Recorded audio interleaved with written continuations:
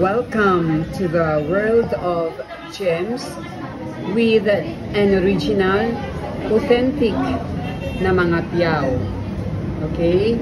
So we have here the different types of beads, kinds of beads, different colors, depende na sa gusto nyo, or if you will follow your birth month. Okay? So, depende rin sa sizes ng beads at saka sa sizes ng piyaw. So, magdidepende ang presyo natin doon sa sizes ng piyaw, sa laki ng piyaw.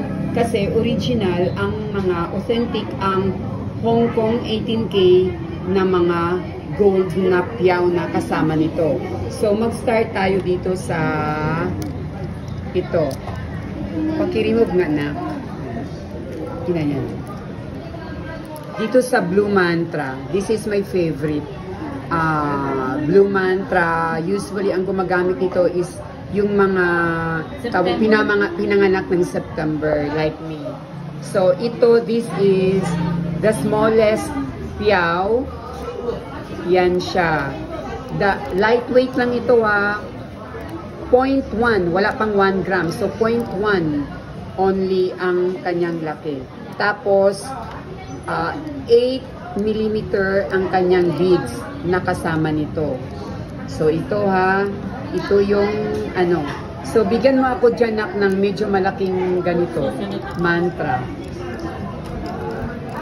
Yan nandito ako sa mismong supplier ko ng mga gemstones na mga totoo talaga. So, katulad dito, we have here the Black Mantra. Ito ang 10 mm naman na laki ng kanyang, tawag dito, ng beads. So, para mag-match, naging malaki din ang piyaw. So, automatically, tataas din ang presyo nito. So, pag nagtitipid kayo, dito na tayo sa maliit. This one. Tapos ito naman ang malaki. So, konti lang ang difference nila. Mas cute ang maliit as mas affordable. Okay? Then, next video tayo. I will not take my video longer dahil mahirapan tayo mag-upload sa Messenger. Okay? Okay.